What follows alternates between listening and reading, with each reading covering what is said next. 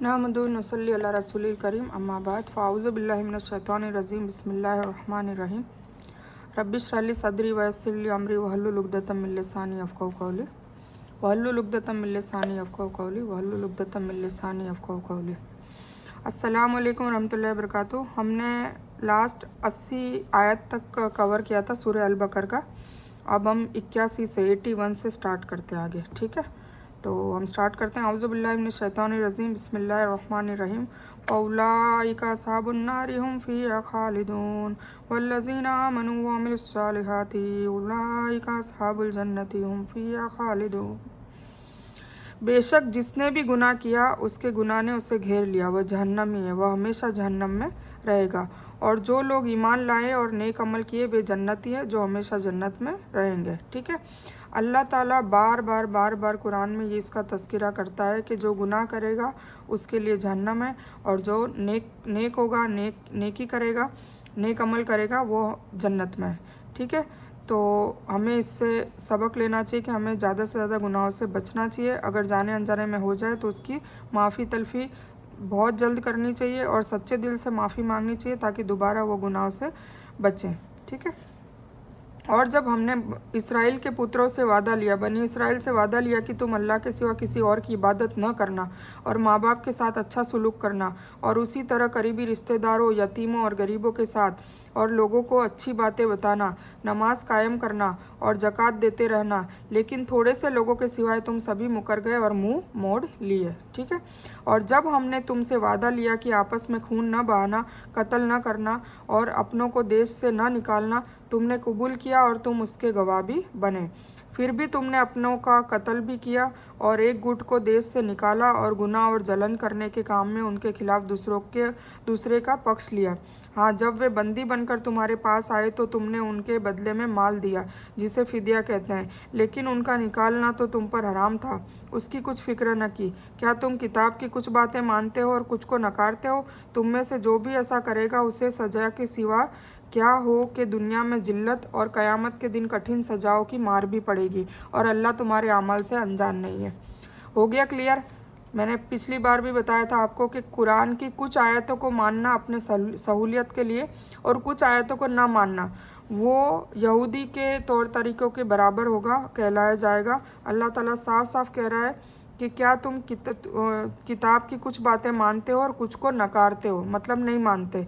तुम में से जो भी ऐसा करेगा उसकी सज़ा इसके सिवाय क्या होगी कि वह दुनिया में भी जिल्लत और क़यामत के दिन भी कठिन सजाओं की मार खाएगा, और अल्लाह ताला तुम्हारे अमल से अनजान नहीं है।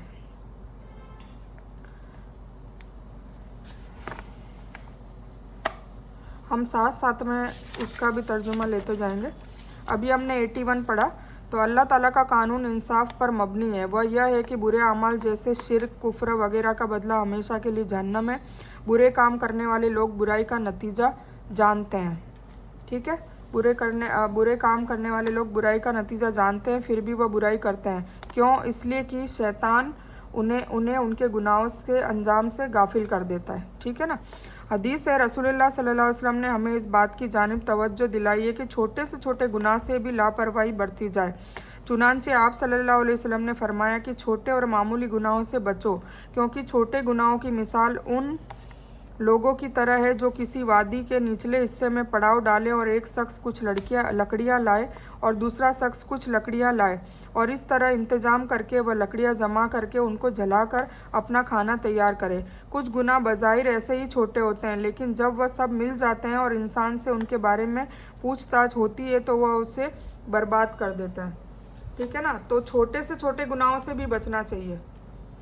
और हमारे सगीरा गुनाह जो होते हैं उनको नमाज धो देती है, इसलिए नमाज भी पढ़नी चाहिए। नमाज पढ़ने के कई फ़ायदे हैं, तो सबसे बड़ा और एक ये फ़ायदा भी है कि नमाज से हमारे सगीरा गुनाह धुल जाते हैं। यह कानून भी इंसाफ वाला है कि ईमान और नेक अमाल का बदला हमेशा की जन्नत है। ईमान कुरान व सुन्नत के मुताबिक इन 6 चीज़ों पर ईमान लाना है। अच्छा, ईमान किस किस पे लाना है ये बताया। एक तो सबसे पहले अल्लाह पर, फरिश्तों पर, आसमानी किताबों पर, रसूलों पर, क़यामत पर और तकदीर पर। नेक अमाल कुरान व सुन्नत के मुताबिक यह चीज़ें नेक अमाल में शामिल होती है।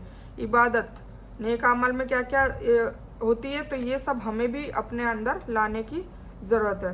सबसे पहले इबादत, जो भी फ़र्ज़ इबादत है वो कभी नहीं छोड़नी है, उसका हिसाब किताब पक्का पक्का ज़रूर होगा, जैसे कि नमाज, रोज़ा, ज़कात और हज।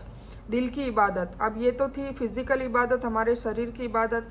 अब दिल की इबादतों में अकीदा है, इखलास है, तकवा, अल्लाह की मोहब्बत, उस पर भरोसा, अल्लाह के ताल्लुक़ से अच्छा गुमान, हर वक्त अल्लाह की याद और दिल में उसका डर वगैरह होना, ये है दिल की इबादत। ज़बान की इबादत यानी ज़िक्र, तिलावत, खैर ख्वाही, अच्छी बातें करना, लोगों की रहनुमाई वाली बातें ही करना, ठीक है ना। ये तो मैंने पाकी आधा ईमान में आप सबको बता रखा है। अखलाक जैसे सच बोलना, अमानतदारी का ख्याल रखना, वादा पूरा करना, इंसाफ पसंद होना, सब्र करना और नरमी को बरतना, ये सब है अखलाक। मामलात, हलाल कमाना और हराम से बचना। माशिरत, माँ बाप, घर के अफराद, रिश्तेदारों, पड़ोसियों, कमज़ोर लोगों और आम लोगों के साथ अच्छा सलूक करना। ये सब किस चीज़ों में आता है? नेक अमाल में आता है। और जो नेक अमल करेगा उसके लिए हमेशा के लिए जन्नत की बशारत अल्लाह ताला दे रहा है। अब हमें अच्छाई का हुक्म देना है और बुराई से रोकना है, और लोगों को अच्छाई की तरफ भी बुलाना है। बुरे अमाल जैसे शिर्क, कुफ्र वगैरह का बदला हमेशा की जहन्नम है, तो इनसे बचें, इनसे हम सबको बचने की ज़रूरत है। ईमान और नेक अमल का बदला हमेशा की जन्नत है, तो हमें इनको ज़्यादा से ज़्यादा हमारे अमाल में और हमारी दुनिया में, हमारे कामों में इसका बढ़ोतरी करनी है। दुआ ये कि अल्लाह हर छोटे बड़े गुनाह से बचने में मेरी मदद फरमा, आमीन। और इस बात से मेरी हिफाजत फरमा कि मैं किसी भी नेकी को मामूली समझूं, है ना। छोटी से छोटी नेकी मामूली नहीं समझने की, ये क्या मैं तो बड़ी बड़ी करूँगा नेकी, नहीं, छोटी छोटी करें, उससे आपकी आदत बनेगी और आप कब बड़ी नेकियां करने पर पहुंच जाएंगे, क्योंकि लाने वाला कौन है? अल्लाह, ठीक है। तो छोटी छोटे से शुरू करें, हम आज से ही प्लान बनाएं, इंशाल्लाह मैं हर छोटे बड़े गुनाह से दूर रहूँगी। आमीन सुम्मा आमीन या रब्बल आलमीन।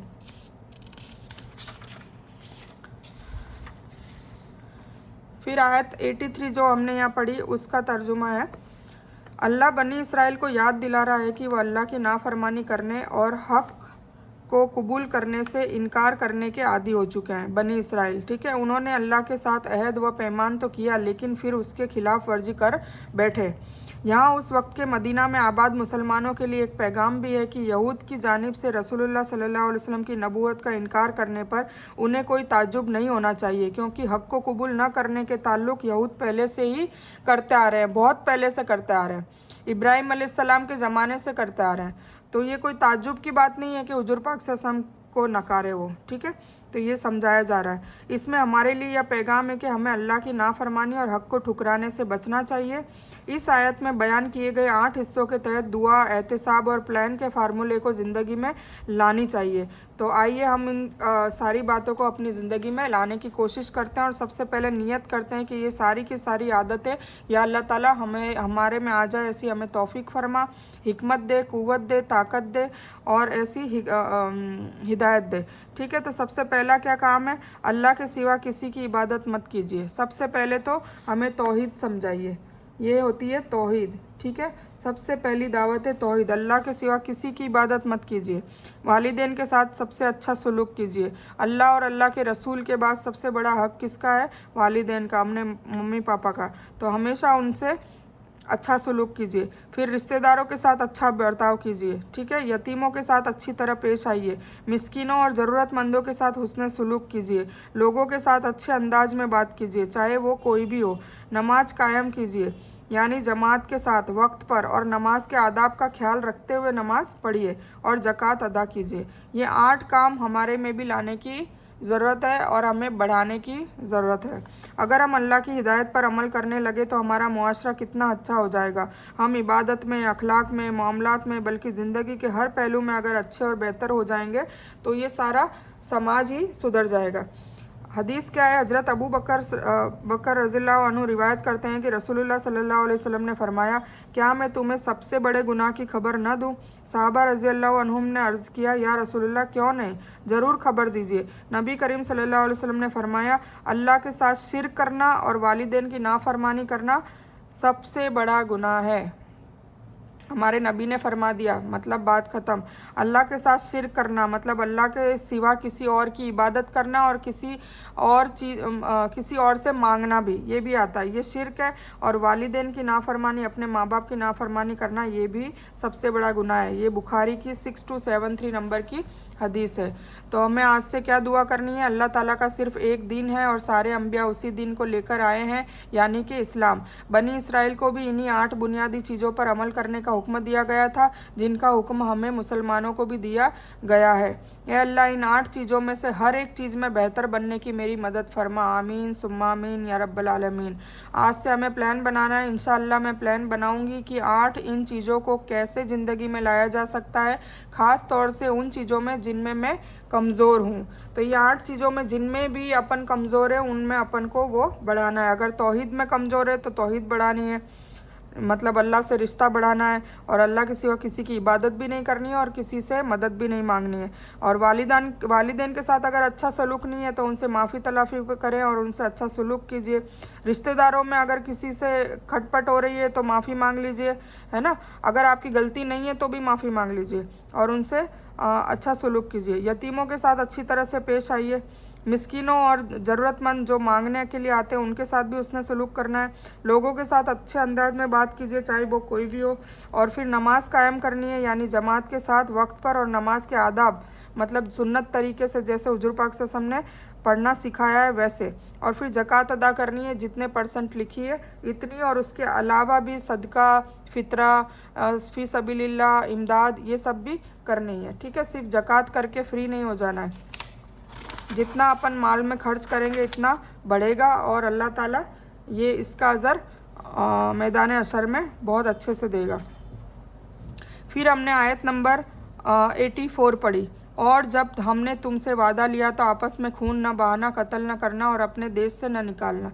तुमने कबूल किया और तुम उसके गवाह बने। यहूदियों से बात हो रही है, बनी इसराइल से। तो अल्लाह ताला ने बनी इसराइल से यह वादा और अहद लिया था कि वह लोगों को कत्ल नहीं करेंगे, न ही वह उनको घरों से निकालेंगे। गौर कीजिए कि अल्लाह ताला ने हर इंसान से इंसानी हुकूक की कितनी अहमियत दी है, ख़ास तौर से उसे ज़िंदा रहने के और जायदाद रखने के हक़ को। अल्लाह ताला फरमाता है, हमें पोख्ता अहद लिया है, मतलब एकदम पक्का अहद लिया है। तुमने इसका इकरार भी किया है और तुम लोग इसके गवाह भी थे, यानी तुम्हारी गैर मौजूदगी में भी यह अहद नहीं लिया गया था।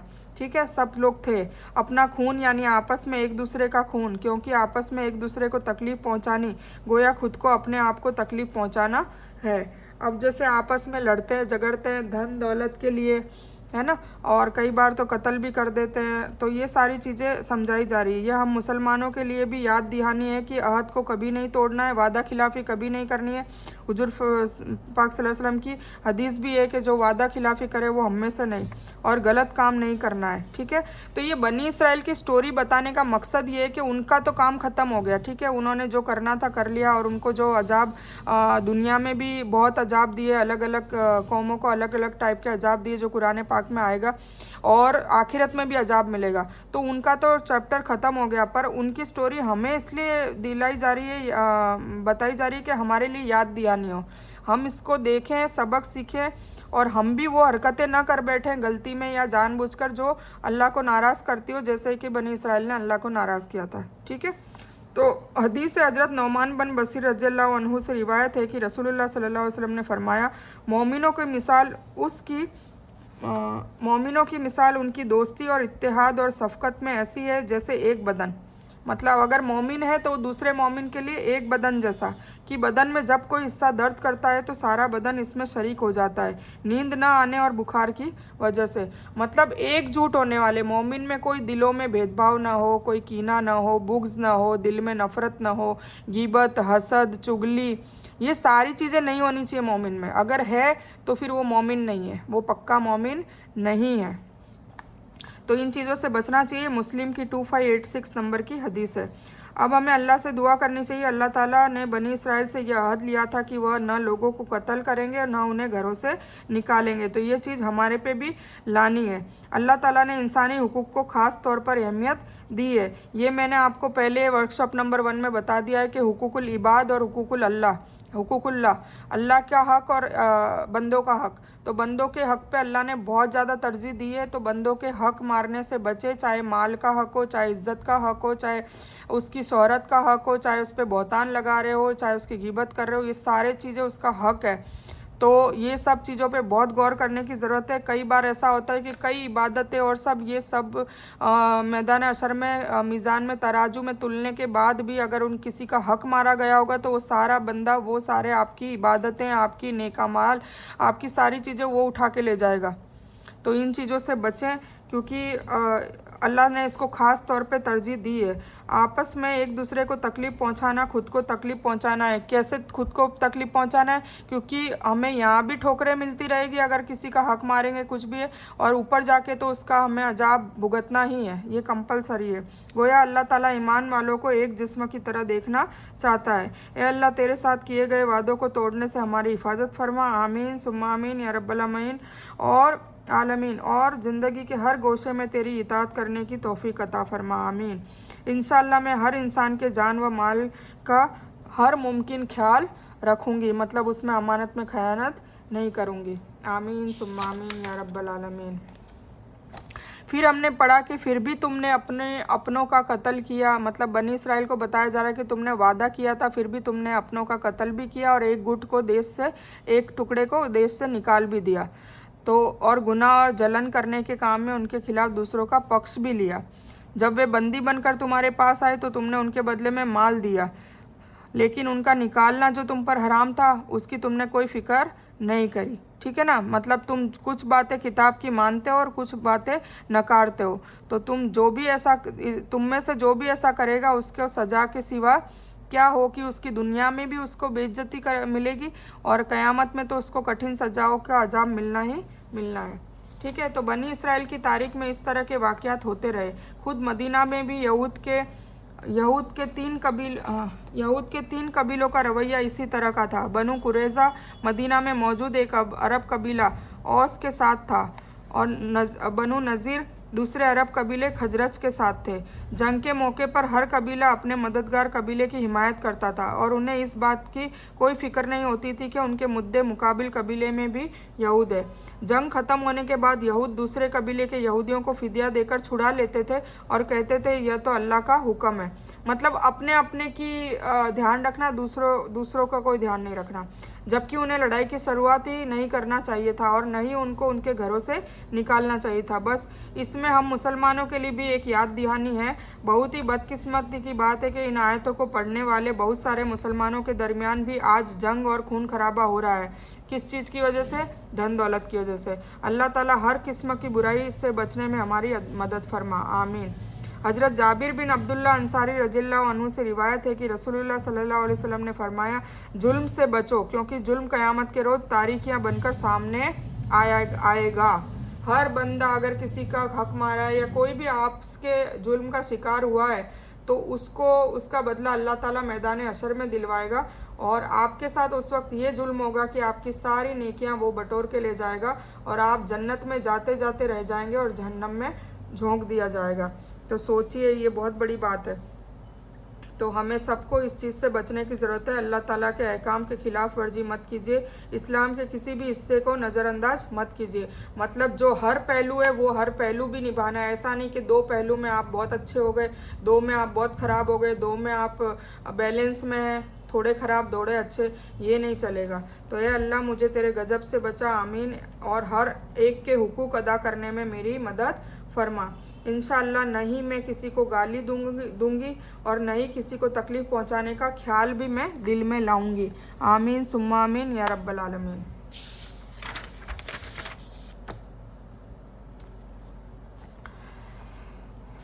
अब हम आगे मज़ीद पढ़ते हैं। ये वो लोग हैं जिन्होंने दुनिया की ज़िंदगी को आखिरत के बदले ख़रीद लिया है और उनकी न सजाएं कम होगी न उनकी मदद की जाएगी। ठीक ठीक है। अब ये बता दिया कि भाई जो कुछ बातें मानते हैं कुछ नहीं, तो ये वो लोग हैं जिन्होंने दुनिया की ज़िंदगी को आखिरत के बदले खरीद लिया है। तो ये कैसे, इस आयत के शुरू में अल्लाह ताला ने बनी इसराइल की आपसी लड़ाइयों का जिक्र किया है। यह बताया है कि वह किस तरह कैदियों को छुड़ाने के लिए तौरात का इस्तेमाल करते थे, यानी वह अपनी ख्वाहिशात के मुताबिक तौरात पर अमल करते थे। उन्होंने किताब के कुछ हिस्सों पर अमल किया और उन हिस्सों को छोड़ दिया जिन पर अमल करने में उनके ख्याल के मुताबिक उनका कोई दुनियावी फ़ायदा नहीं था। इस तरह के लोगों के लिए दोहरा अजाब है, इस दुनिया में जिल्लत व रुसवाई और आखिरत में दर्दनाक अजाब। हमको अल्लाह के किसी भी हुक्म का कोई हिस्सा नहीं छोड़ना चाहिए। मसलन ऐसा ना हो कि सर्दी की वजह से हम फजर की नमाज छोड़ दें और बाकिया नमाजें एहतमाम से पढ़ें।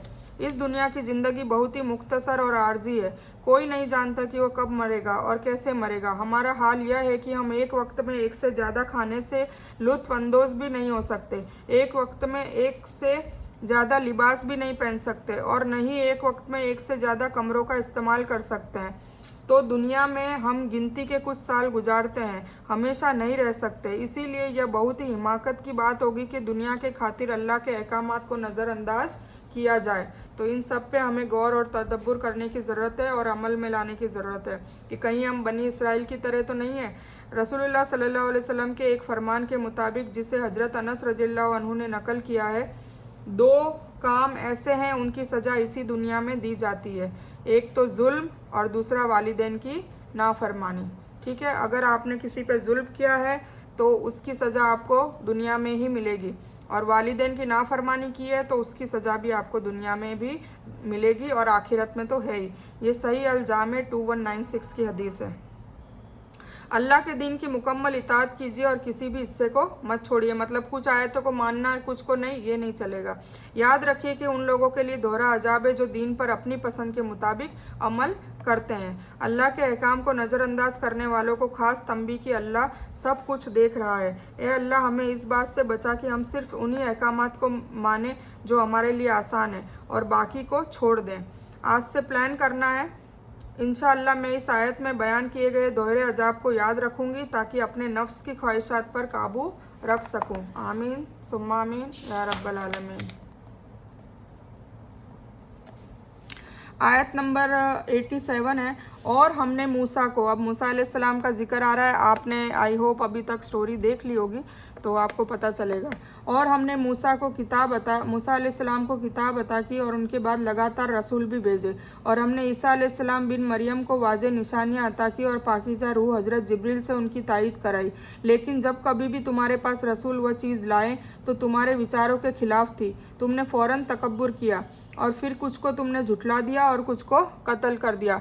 बनी इसराइल ने कई नबियों को कत्ल किया है, कई नबियों को, ठीक है। और वो कोई भी रसूल और नबी उनको दावत देते तो वो पहली बात तो मानते ही नहीं थे कि हम क्यों माने, तुम तो हमारे में से ही हो, तुम कोई ऐसा एक्स्ट्रा ऑर्डिनरी तो चीज़ तुम्हारे में है नहीं। अगर कोई फरिश्ता होता या कोई मौजज़ा या कोई जादू तुम दिखाते, कोई मिरेकल दिखाते या अल्लाह को ही दिखा देते नाउज़ुबिल्लाह, तो हम तुम्हें मानते। ऐसी ऐसी बातें करते थे, अटकलें करते थे, ठीक है। तो अल्लाह ताला उन्हें फिर तंबीह कर रहा है कि तुमने मूसा अलैहिस्सलाम की किताब को भी उसके पहले भी वो लगातार रसूल भेजे, फिर ईसा अलैहिस्सलाम को भी हमने पाकीज़ा रूह से मतलब बिना बाप के पैदा किया, तो ये चीज़ भी उन्होंने नहीं मानी। और मरियम अलैहिस्सलाम को नाउज़ुबिल्लाह बहुत ज़्यादा उन्होंने परेशान किया और बहुत ज़्यादा बहतान लगाए।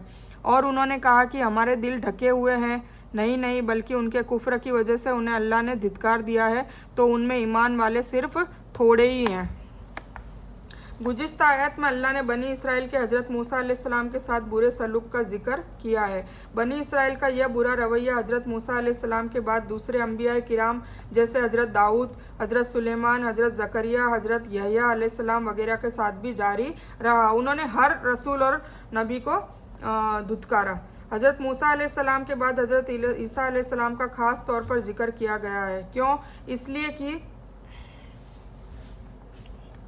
इसलिए कि हज़रत ईसा अलैहिस्सलाम को बनी इसराइल की जानिब ज़बरदस्त मौजज़ात देकर भेजा गया था, जैसे अल्लाह के हुक्म से मुर्दे को दोबारा ज़िंदा कर देना, बीमार को अच्छा कर देना, कोड़ी होते थे ना वो सोराइसिस टाइप की, उन पे हाथ फेरते तो वो अल्लाह के इज़्ज़न से अच्छा हो जाता।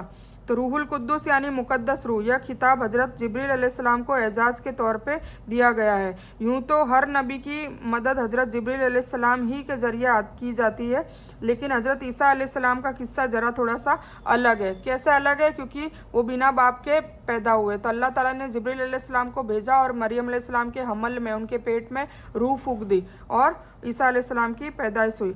उन्हें बनी इसराइल ही में से उनके दुश्मनों ने हर तरफ से घेर लिया था, जो उनके कत्ल करना चाहते थे, है ना। बनी इसराइल अपनी ख्वाहिशात के मुताबिक अहकाम चाहते थे, न कि वह अहकाम जो अंबिया किराम उन्हें अल्लाह के पास से लाकर पहुंचाते थे। बनी इसराइल को अपने ख्वाहिशात के हिसाब से रूल रेगुलेशन चाहिए था, अल्लाह की तरफ से नहीं। इसलिए कोई भी रसूल, कोई भी नबी आते तो वो या तो उनको धुतकारते या मारते, किसी को परेशान करते, किसी को गालियाँ देते और किसी को तो नौजुबिल्ला कत्ल भी कर चुके थे।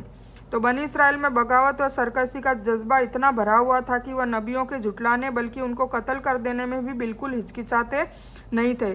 बनी इसराइल ने कहा, हमारे दिल पर्दे में है, यानी यह कि हम अपने अकीदे में बहुत मजबूत हैं और कोई भी और किसी बात की भी हमारे अकीदे को हिला नहीं सकती।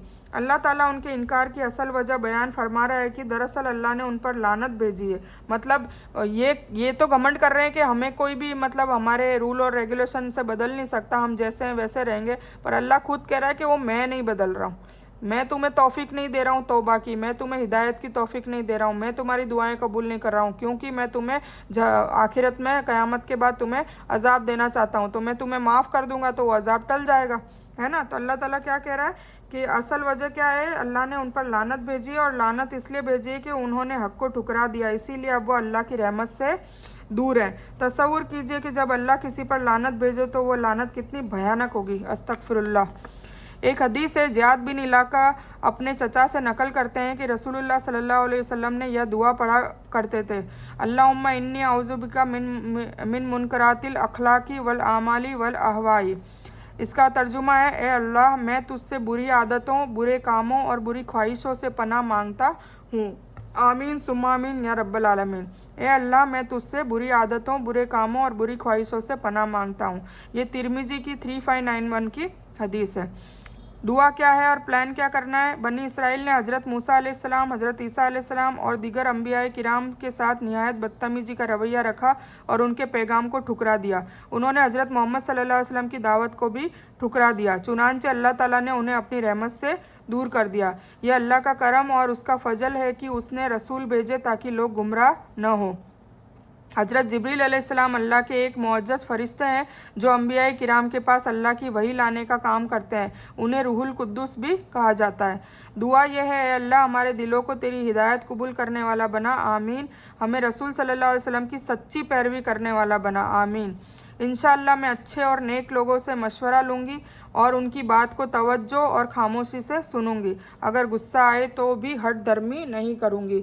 मतलब अगर कोई नेक बात बता रहा है हदीसों से और कुरान से दलीलों के साथ बता रहा है और अगर हम उस बात पे नहीं चल रहे थे पहले, तो हमें हट धर्मी नहीं करनी है कि नहीं नहीं हम तो जैसे चलते हैं वैसे ही चलेंगे, जैसे हमारे बाप दादा करता है वैसे ही करेंगे। ऐसा नहीं करना है। तो फिर हम पढ़ क्यों रहे? हम पढ़ इसलिए रहे ना कि अपनी इस्लाह करें। अगर कोई ऐसी कमियां हैं, कोई हमारे में कोताहियां हैं, कोई गलतियां हम कर रहे हैं, कोई गुनाह कर रहे हैं जाने अनजाने में, तो वो हमें पढ़ के पता चलेगी ना कि हम क्या गलत कर रहे हैं अभी तक और क्या सही कर रहे हैं। तो जो सही कर रहे हैं उसको और बढ़ाना है पता चलने के बाद, और जो गलत कर रहे थे उसको तुरंत छोड़ के फिर उसको सही करना है। तो इसीलिए हमें ये प्लान करना है कि इंशाअल्लाह मैं अच्छे और नेक लोगों से पहले तो मशवरा लूँगी।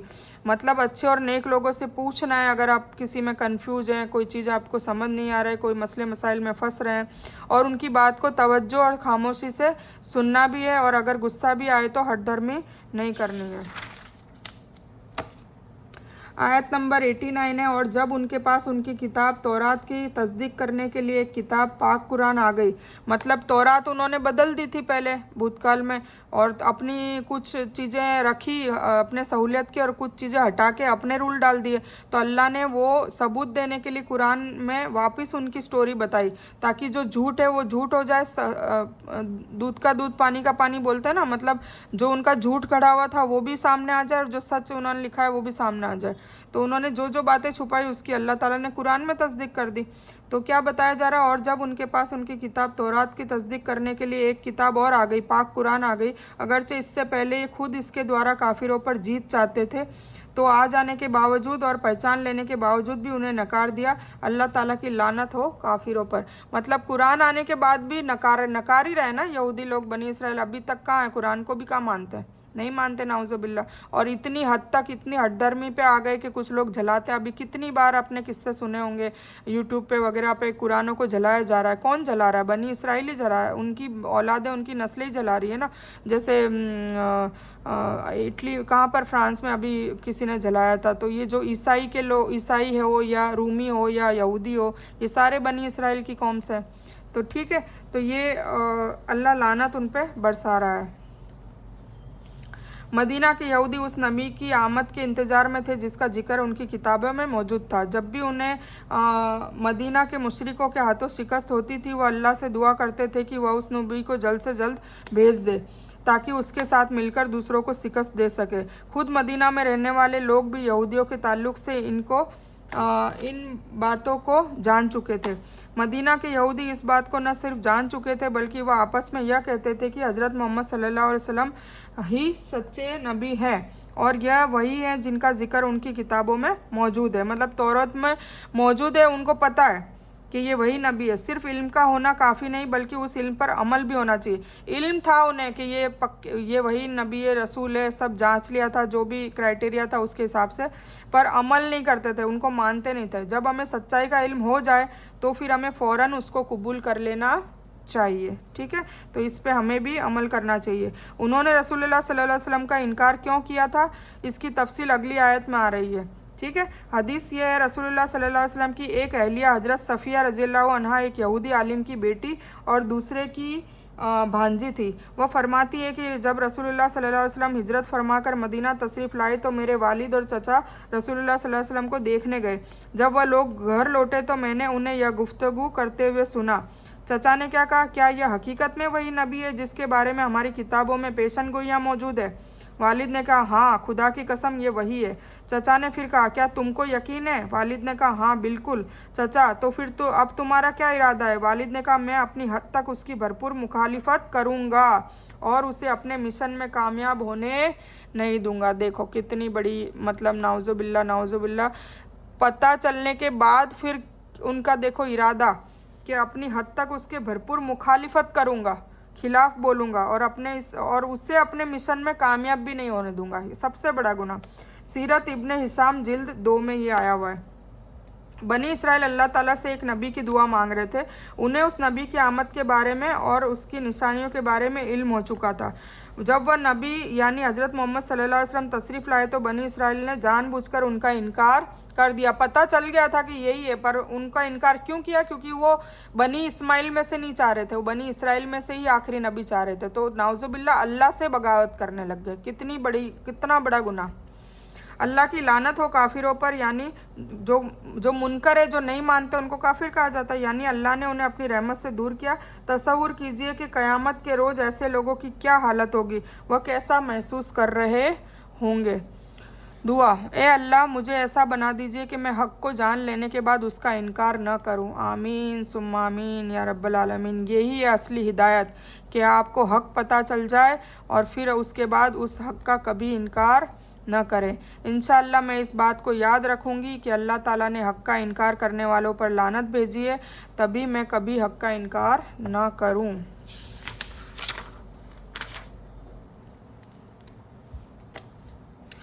बहुत बुरी है वह चीज़ जिसके बदले उन्होंने अपने को बेच डाला, वह उनका कुफर करना है। अल्लाह ताला की तरफ से उतरी किताब को सिर्फ इस बात से झलकर कि अल्लाह ने अपनी नेमत अपने जिस बंदे पर चाही उतारी, इस कारण वे क्रोध पर क्रोध के भागी हो गए और उन काफिरों के लिए अपमानजनक जिल्लत भरा अजाब है। ठीक है ना, अपमानजनक अजाब है। क्या बताया जा रहा है कि उन्होंने बस अपनी चाहत उनकी ये थी कि बनी इसराइल में से ही आखिरी नबी आएगा और अल्लाह ने पासा पलट दिया, बनी इस्माइल में से हुजूर पाक सल्लल्लाहु अलैहि वसल्लम को भेज दिया। बस ये उनकी नफ़रत है। तो उन्होंने अल्लाह के हुक्म को नहीं माना और अपनी वो चलाई कि नहीं हमारे हिसाब से चलना चाहिए था।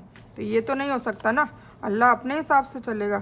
तो जिन लोगों ने कुफ्र किया दरअसल उन्होंने अपने आप को बेच दिया, यानी उन्होंने अपनी ज़िंदगी को कुफ्र के हवाले कर दिया। रसूलुल्लाह सल्लल्लाहु अलैहि वसल्लम का साथ देने के बजाय कुफ्र का साथ दिया। उन्होंने अपने आप को क्यों बेच दिया? इसलिए कि उनके दिलों में कीना था, हसद था, बुग़्ज़ था और सरकशी के जज्बात थे।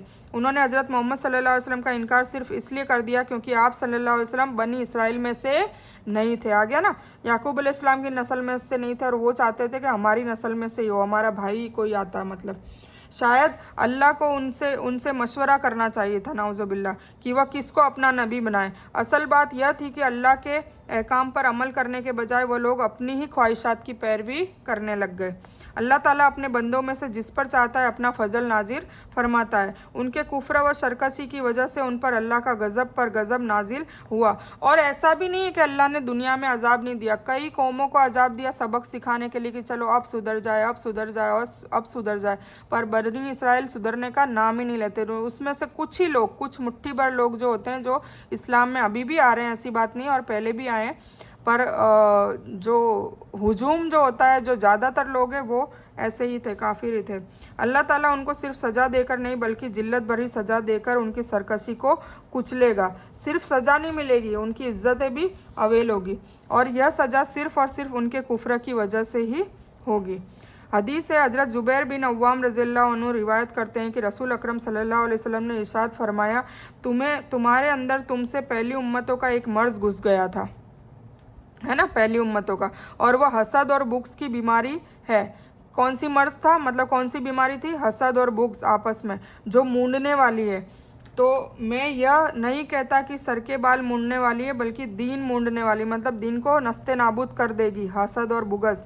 कसम है उस जात की जिसके हाथ में मेरी जान है, तुम लोग जन्नत में नहीं दाखिल होगे जब तक कि ईमान न लाओ, और मोमिन नहीं हो सकते यहाँ तक कि आपस में मोहब्बत करने न लगो। आपस में हसद कर रहे हैं, बुग़्ज़ कर रहे हैं, कीना रख रहे हैं, तकब्बुर कर रहे हैं, किसी को हकीर समझ रहे हैं, किसी पे बहतान लगा रहे हैं, किसी की गिबत कर रहे हैं, किसी की चुगली कर रहे हैं, किसी दो लोगों के बीच में लड़ाई करवा रहे हैं और फिर अपने आप को मोमिन कहते हैं। तो वो मोमिन बनने के लायक नहीं है। वो मोमिन कहलाने के अल्लाह ताला ने ये सारी सिफतें मोमिनों में रखी नहीं है। मोमिन होगा वो क्या होगा? वो सबके लिए दिली रहम रहेगा, सबके लिए दुआ करेगा, सबके काम आएगा, जो भी बन पड़े, जैसे भी जिस्मानी रूहानी पैसों से जैसे भी उसकी औकात है उसके हिसाब से काम आएगा, नहीं आएगा तो एटलीस्ट उसके लिए दुआ करेगा। तो ये होती है मोमिन की सिफत, ठीक है। तो और क्या मैं तुम्हें ऐसी बात ना बता दूं जिससे तुम्हारे दरमियान मोहब्बत कायम हो? तुम आपस में सलाम को फैलाओ, और सबसे पहला तरीका क्या है? आपस में सलाम करो, ठीक है। तिरमिज़ी की 2510 की हदीस है, जिन लोगों ने नबी का इनकार किया उन्होंने अपने आप को बेच दिया, अपने आप को कुफर के हवाले कर दिया, और वो हसद और जिद की वजह से किया। ऐसे लोगों पर अल्लाह का गज़ब पर गज़ब होगा। इन लोगों को सिर्फ सज़ा ही नहीं मिलेगी बल्कि जलील व रुस्वा करने वाली ही सज़ा मिलेगी।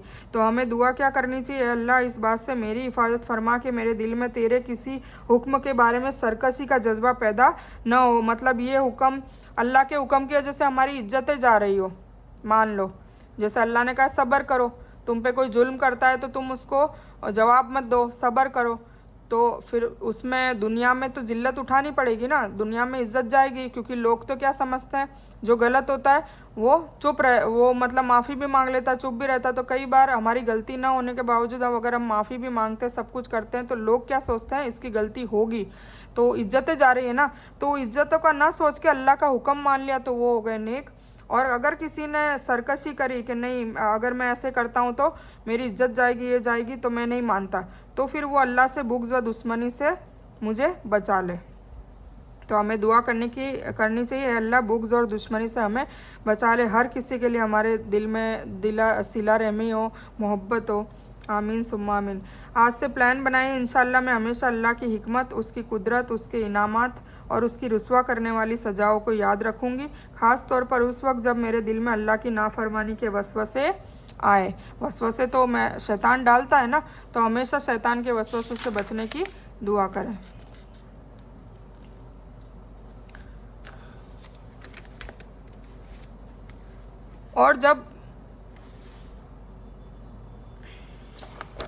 और जब उनसे कहा गया कि उस पर ईमान लाओ जिसे अल्लाह ने उतारा है, तो उन्होंने कह दिया कि जो हम पर तौरात नाजिल हुई उस पर हमारा ईमान है, और वह उसके सिवाय पाक कुरान का इनकार करते हैं। नाउजुबिल्लाह, है ना।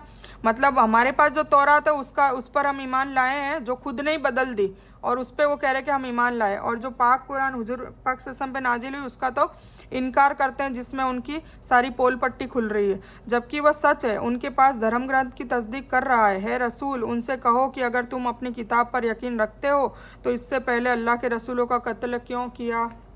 तौरात में तो नहीं लिखा था, है ना। तो उन्होंने अपने नबियों को भी नहीं छोड़ा, बनी इसराइल में से जो नबी थे उनको भी कहाँ छोड़ा, जो उनके अजवाज सगे लगते थे, है ना, तो उनको भी नहीं छोड़ा। तो ये अल्लाह ताला कह रहा है। तो जब भी बनी इसराइल को कुरान पर ईमान लाने के लिए कहा जाता तो वो कहते कि हम तो सिर्फ तौरात पर ईमान लाते हैं और दूसरी तमाम चीज़ों का इनकार करते हैं। अगर वह तौरात पर सच्चा ईमान रखते तो कुरान पर भी ईमान लाते, क्योंकि तौरात में लिखा हुआ है। तौरात में बताया गया है कि हज़रत मोहम्मद सल्लल्लाहु अलैहि वसल्लम आने वाले हैं। आप सल्लल्लाहु अलैहि वसल्लम की आमद और कुरान इस बात का सबूत है कि तौरात सच्ची किताब है। कुरान तौरात के सच्चे होने की तस्दीक करता है, और तौरात भी अल्लाह ही की किताब है। यहाँ कुरान अकीदे के बारे में उनके खोखले दावे को बेनकाब कर रहा है, उनकी पोलें खोल रहा है, और उनकी हकीकत तो यह है कि उन्होंने अल्लाह के नबियों को कत्ल किया। मूसा अलैहिस्सलाम उनके सबसे बड़े मोहसिन थे, जिनके ज़रिए को निजात मिली, और उनके ज़रिए उन्होंने कई मोजज़े भी देखे। लेकिन इन सब के बावजूद उन्होंने बछड़े की पूजा और हारून अलैहिस्सलाम के रोकने पर उनको कत्ल करने पर भी तैयार हो गए थे, है ना। अभी स्टोरी आपने सुन ली होगी, बछड़े की पूजा करने लग गए थे। अल्लाह ताला उनके सवाल कर रहा है कि क्या तुम्हारा ईमान कहता है कि तुम नबियों को कत्ल करो, तो ये बछड़े की इबादत करो ये भी कहता है। सच तो यह है कि तुम जालिमों से हो। हदीस है, हज़रत उमर रज़ियल्लाहु अन्हु एक तवील हदीस में नकल करते हैं कि फिर उस शख्स हज़रत जिब्रील अलैहिस्सलाम ने कहा, मुझको बताइए ईमान क्या है? आप सल्लल्लाहु अलैहि वसल्लम ने फरमाया, ईमान यह है कि तुम अल्लाह पर, उसके फ़रिश्तों पर, उसकी किताबों पर, उसके रसूलों पर और आखिरत के दिन पर ईमान लाओ। तो इस बात पर ईमान लाओ कि तकदीर में जो भी है, बुरा और अच्छा, सब अल्लाह पाक की तरफ से है। मुस्लिम की 8 नंबर हदीस। यहूदियों ने नबी करीम सल्लल्लाहु अलैहि वसल्लम की दावत का यह कहते हुए इनकार कर दिया कि वह सिर्फ उसी पर ईमान लाएंगे जो उन पर तौरात में नाजिल किया गया है। अल्लाह ताला ने उनके अपने दावे में सच्चे न होने को जाहिर करते हुए फरमा रहा है कि अगर तुम तौरात के सच्चे चलो तुम, वो कह रहे हैं ना कि तौरात मानते हैं बाकी नहीं मानते, तो तौरात मानने वाले होते तो तुम फिर नबियों को कत्ल नहीं करते और न ही एक बछड़े की इबादत करते।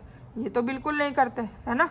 तो दुआ हमें करनी चाहिए, अल्लाह कुरान पर पुख्ता ईमान रखने में और उस पर इखलास के साथ अमल करने में मेरी मदद फरमा।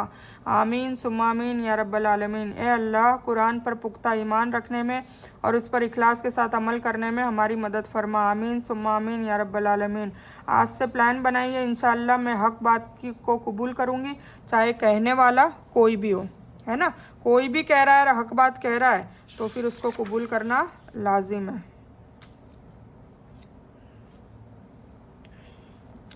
हम बस ये यहाँ तक लेते हैं क्योंकि मेरे फ़ोन की बैटरी जा रही है, तो हम यहाँ तक ले लेते हैं। 91 तक हमने करा, इंशाल्लाह 92 से हम स्टार्ट करेंगे। 91 तक लिया है, ठीक है।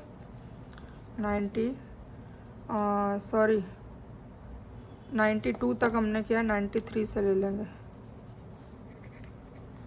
93 से, यहाँ भी 93 से, ठीक है। तो मैं इस बयान को यहीं ख़त्म करती हूँ।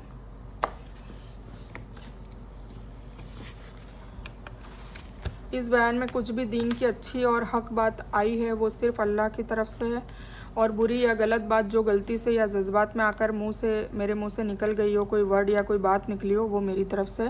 और इस गलती के लिए मैं अल्लाह अज़्ज़ व जल से और आप सभी से माफ़ी की तलबगार हूँ। मैं कोई आलिमा नहीं हूँ, मैं सिर्फ तालिब इल्म हूँ। अल्लाह मेरी कोशिश से आपको सही नफ़े वाला इल्म पहुँचाए और मैं आप लोगों की हिदायत और हिकमत का सदका जारिया बनूँ, बस मेरी यही तमन्ना है। आमीन सुम्मा आमीन या रब्बल आलमीन। रब्बना आतीना मिन लदुनका रहमतन व हय्यि लना मिन अमरिना रशदा। अल्लाहुम्मा सल्लि अला मोहम्मद व अला आलि मोहम्मद कमा सल्लैता अला इब्राहीम व अला आलि इब्राहीम इन्नका हमीदुम मजीद। अल्लाहुम्मा बारिक अला मोहम्मद व अला आलि मोहम्मद कमा बारकता अला इब्राहीम व अला आलि इब्राहीम इन्नका हमीदुम मजीद। व आखिरु दावाना अनिल हम्दुलिल्लाहि रब्बिल आलमीन।